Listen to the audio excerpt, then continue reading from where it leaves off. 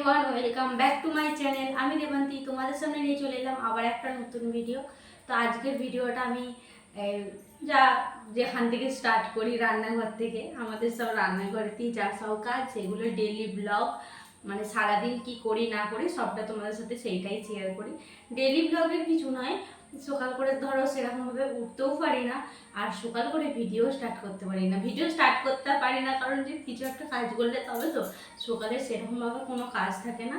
ওই যাকে বলে রান্নাটিটুকু, এই সবই কাজ সব থাকে। আর এখন চলে আসছে, দেখছো এই যে তোমার দাদাভাই এত মাছ কিনে নিয়েছে। তো কিছু মাছ হচ্ছে ফ্রিজে ঢুকিয়ে দেবো, এই যে কন্টেনারটায় কিছু মাছ ঢুকিয়ে দেবো। আর কিছু মাছ তো রান্না হবে। আমরা কজনে আছি, আমরা দিদিভাই আছে, আমি আছি, মানে 6জন মিলে আছি। আমাদের ঘরের 5জন, বাবার সোনাকে নিয়ে আর দিদিভাইকে নিয়ে 6জন, কজনই আছি। তো ভিডিওটা সেরকম না, যাই হোক ভিডিওটা তোমরা দেখতে থাকবো, তোমাদের ভালো লাগবে ভিডিওটা। চলো মাছগুলোকে রেখে দিয়ে আসি।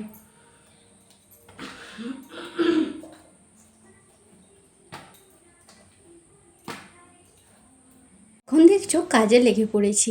তো এটা কী করছি বলো তো, আগের দিনে বাবান সোনার জন্য জুস বানিয়েছিলাম, ওই কমলা লেবুর জুস বানিয়েছিলাম। সেটাই ধুয়ে ধায়ে রেখে দিয়েছিলাম, কিন্তু এটা ঢোকানো হয় না আর প্যাকেটে। আজকে আর নেই, প্রায় পরকে পর 3-4 দিনের মতন ওই কমলা লেবুর জুস খেয়েছে। সরি, কী বলেছিলাম, জুস। তো সেইটা এরপর খুলে রাখছি ভালো করে, নাহলে বাবান সোনা যদি দেখে এটাকে পুরো ভেঙে ফেলে দেবে। মানে ও এত বদমাইশ, যে কোনো জিনিস যদি দেখে শুধু বলবে দাও মা, দাও দাও দাও। ওর তো কেমন কথা, দাও দাও, শুধু এরকম করবে আর দিয়ে শুধু ঘোরাবে। ওর জন্য এত নুকি ঝাঁপি রাখা, সেই জন্য। নাহলে তো সামনে থাকবে রান্নাঘরে, তো ভালোই হবে।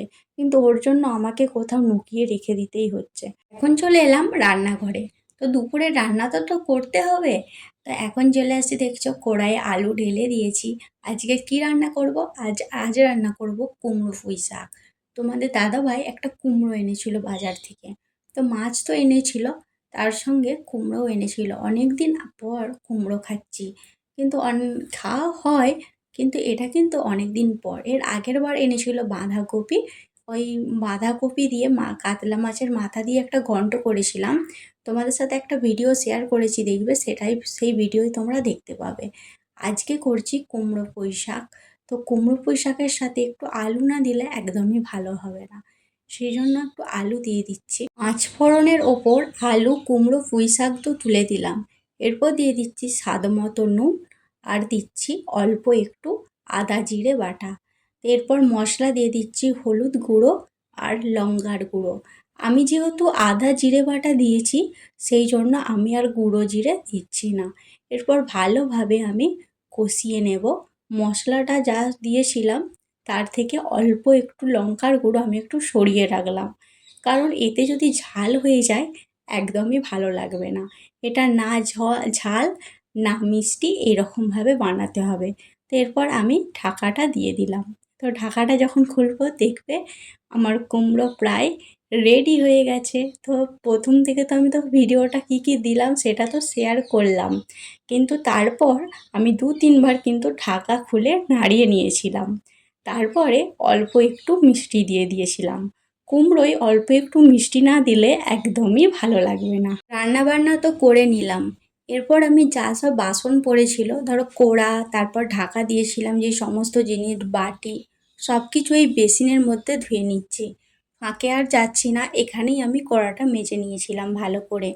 যে স্কচব্রাইটগুলো আছে না, সেটা একটা ভালোটা কিনেছিলাম, তাই সেটাতে ভালো করে মাজা হয়ে গেল। এটা হচ্ছে পরের দিনের ভিডিওটা। তো সেই দিন আমি আর ভিডিওটা কন্টিনিউ করতে পারি না, চলে আসছি পরের দিনে। তো আজ কিন্তু আমাদের একটা নতুন জায়গা যাওয়ার আছে, মানে ঘুরতে যাওয়ার যাকে বলে।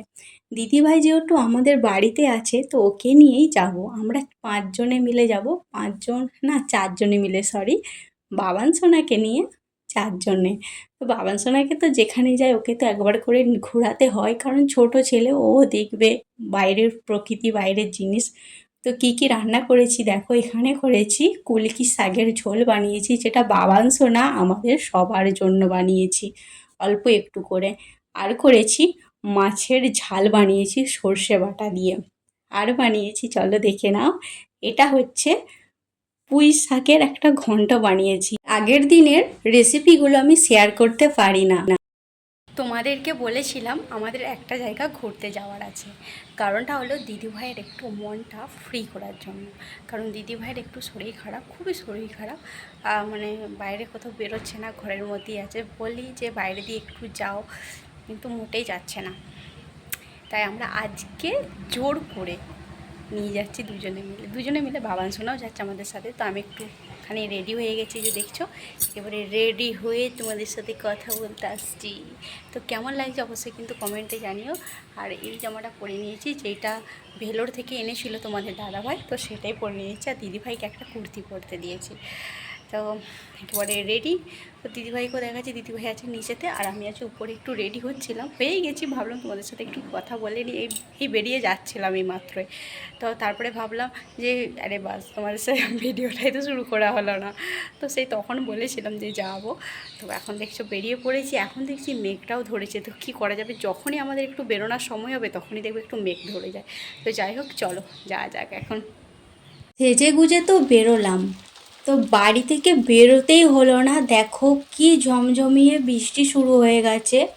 আমার মতন কার কার এই রকম মানে কোথাও ঘুরতে যাবার প্ল্যান হয়েছে, ধরো আমার মতন কার এরকম ক্ষতি হয়েছে বলো।